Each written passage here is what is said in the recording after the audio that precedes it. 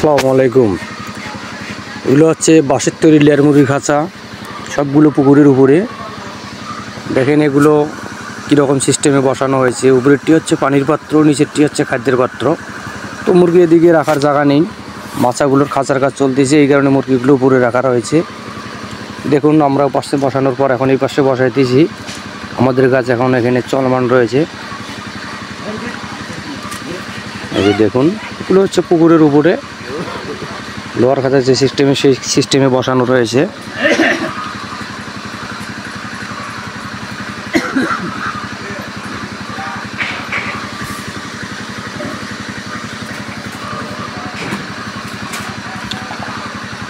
দেখুন নিচে কি সুন্দর খুঁটি দিয়ে এগুলোকে সেটিং করানো হয়েছে।